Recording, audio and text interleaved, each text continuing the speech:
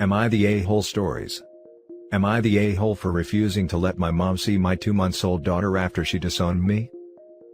I, 27 male, met my now wife, 35 male, who was a single parent with 3 kids.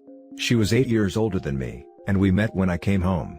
We started dating, I met her kids, and they seemed so sweet and we got along pretty well, and I felt relieved, because I was worrying too much my stepkids wouldn't like me, but I'm grateful to have met them and their mother.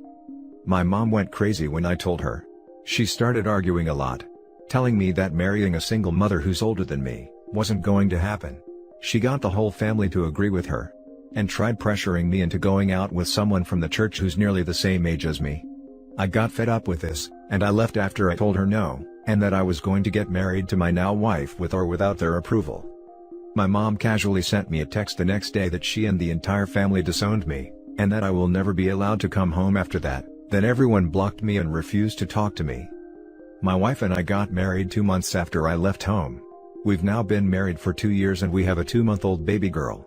She's the only girl with 3 boys, so she was a sweet new addition to our family.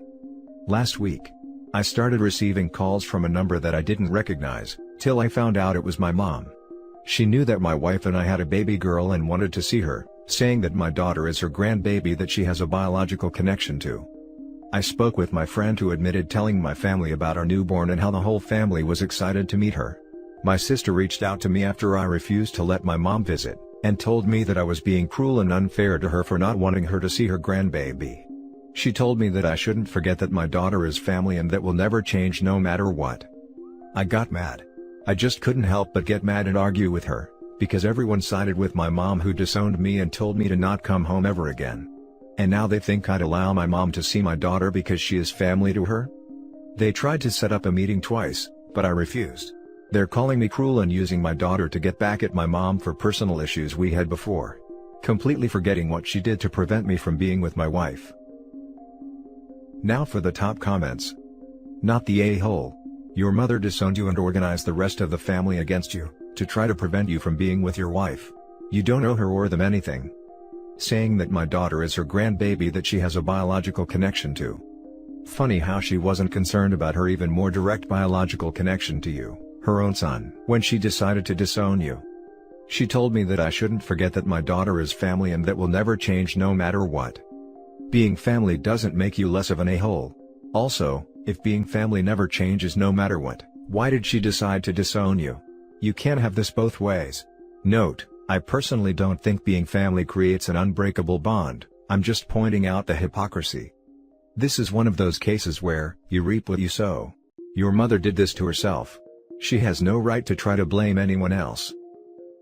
Exactly. She's just using this to guilt-trip me into letting her see my daughter. I doubt she even wants a relationship with my wife and stepkids. I think she's already made it abundantly clear that she doesn't want a relationship with them. I mean, she severed her relationship with you and prevented you from seeing the rest of your family, just because she didn't like your wife and your stepkids. She may have given birth to you, but you don't owe anything to anyone who treats you like this. The family part is irrelevant here. Your mother is an abusive, horrible person, and the new family you made with your wife is absolutely better off without your mother in the picture. Not the a-hole. Your mom and family are experiencing what I like to call the consequences of her/their actions. She disowned you, not the other way around. Has she even apologized to you for what she did? Has she apologized to your wife for the way she treated her? Why would you want someone who is going to turn their back whenever you don't follow their rules around your children? Remind your mom, sister and others that they chose to exclude you. Genetics don't entitle you to someone, they already showed that. Focus on your new daughter and your wife and your sons. Let the trash lie in the bed it made. Not the a-hole. If, after they've made it up in terms of changing their behavior and genuinely apologizing, etc., you decide to re-establish a connection, that would be one thing. But they've repeatedly shown that they have no respect for you, or your wife, your boundaries, or your life choices. Block their numbers, put the leak friend on standby, and move on with your life. Congrats on your baby. You're right, and I haven't even been able to discuss this properly with my wife, because of them constantly pressuring me and act like my daughter isn't my wife's as well. So, she gets a say too. I'm just tired of all this negativity and selfishness, and doing only what suits them. Now for the next story. Am I the a-hole for putting my foot down and saying my mother-in-law can't move in with us? My 31 male wife, 33 female, is an only child and extremely close with her parents. We live on opposite sides of the country from her parents, but they talk up to 4 times per day, and as far as I'm concerned, my wife acts as their remote personal assistant / shopper / accountant / tech support specialist. I've been really upfront with my wife to say I'm a bit jealous of the attention they get, as anything between my wife and I is subject to being derailed if her phone rings. My wife is sympathetic, but says she's not going to pick favorites between me and her parents. When they do visit, particularly at Christmas, they and my wife insist on them staying with us for a week in our 1-bedroom condo. We've done this the last 8 years, which has actually turned into a bit of a miserable time or year for me as a result. I love my wife, so I deal with it. It's not a secret I'm not a fan of the arrangement, but I'm not interested in ruining Christmas, so I'm a good sport about it. Anyway, my father-in-law is suffering from Alzheimer's, and I have suspected that he has been for as long as I've known him, 8 years. My mother-in-law has been in complete denial about this, up until very recently, where they have just started with the process for having him placed in a care home, as his condition is quite severe. Meanwhile, the pandemic has affected my wife and I to a point it makes sense to move into a bigger place out of the city. My wife has expressed her interest, that once her dad is placed, she would like her mom to come move in with us, and so our home should have an in-law suite or other suitable accommodations. My mother-in-law can't afford to move on her own. They made some bad financial decisions and aren't able to move to a higher cost of living area. After years of being patient and respectful about this, I've finally put my foot down. And I've cited the following reasons. 1. My mother-in-law will be contributing nothing financially to this arrangement, but selecting a home with accommodations for her is both limiting our housing options. My wife and I will both have to sacrifice things we want in a home. 2. I'm extremely insecure that there will be no boundaries in this arrangement, even if they are established ahead of time. 3. I simply cannot think of a time where I shared a roof with her and felt any level of comfort, satisfaction, or enjoyment about the situation. I just can't, and the idea of committing to a long-term arrangement like that makes me completely queasy. Naturally, this hasn't gone over well. Am I the a-hole? Now for the top comments. My wife is sympathetic but says she's not going to pick favorites between me and her parents. If she always attends to her parents' needs even at the expense of disregarding yours, she is picking favorites. Not the a-hole. Your spouse is meant to be your favorite, that's the whole point of marrying them. Seriously. I'm my husband's person, therefore his favorite person, i.e. everyone else can go F themselves, except for our doggo, Jack is up there with me. Wait. They're just going to dump him in a home and leave him on the other side of the country? That's horrible. The most appalling part of the whole story, really. Not the a-hole. Obviously, the mother/daughter trumps either spouse. OP mentioned that Phil has been showing signs for all 8 years he's known him. They've only sought treatment now. So, in all likelihood, most of the 4 times a day his wife was talking to her parents was largely spent talking to her mom. Like, that's a crazy level of codependency to maintain cross-county. Edit. Okay, wow, I'm a little speechless, but I can address a few things. My Phil won't be dumped and abandoned on the other side of the country. His situation has gotten so severe that it's urgent he be placed, but yes, they would transfer him to near wherever we ended up. Some have suggested that we look into seniors housing near where we end up for my mil to live in. I have advocated for this, but I'm not getting any traction here. I guess I never addressed this until now because I thought that would be a perfectly reasonable compromise. Turns out it is not. We are both white. I am completely aware that these situations are typical in other cultures. That doesn't really make me feel any better, but I've thought about it from this lens. I'm not an only child. Both my parents are alive and we have a good relationship. They also live in another part of the country. I haven't seen them in 8 years at Christmas time, because it's so important to my wife and her family. Trying not to come across as a martyr here, but I legitimately care that my wife is happy even if I don't completely understand it. I've now learned about enmeshment, thanks for that. Now for the last story. Am I the a-hole for demanding to know if my mother-in-law called my daughter stupid and therefore bringing more attention to it? My mother-in-law doesn't like me, but she is very good at being passive-aggressive and none of the men in the family can see it.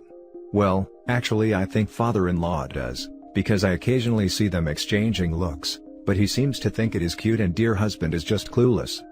I have a 17-year-old daughter who mother-in-law has never paid much attention to. Her excuse is, all women are close to their daughter's children. We were at their house last night and all of the women were in the kitchen and the topic of weddings and first meetings came up, and my sister-in-law said, she loves how her parents met, which I'd never heard before, but apparently, he was looking for a wife, they were in a different country at the time, and decided he wanted her, though he had never spoken to her. He went over to her and asked her to stand up and he measured her because he had a certain maximum height. He asked if she wanted to get married and she said no, but one of her friends whispered about who he was, so she changed her mind. He said they could get married if she never wore those shoes again. So she took them off and gave them to him, and he snapped the heel off. They are actually happy, but WTF? My daughter found that story offensive and asked if mother-in-law truly didn't mind being dehumanized, and Mill rolled her eyes and said something about the new generation. My daughter continued, that measuring her is really creepy because she is a person, not a livestock. Sil told her to calm down, he clearly was looking for a trophy wife, so it isn't that different. My daughter wanted to know if she was really okay with it, and how doesn't she have gross feelings about it.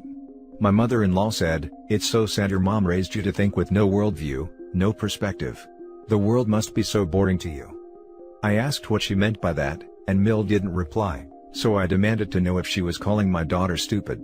She didn't deny it, she just rolled her eyes. Now my husband is annoyed, because he said she didn't say that and our daughter was being culturally insensitive.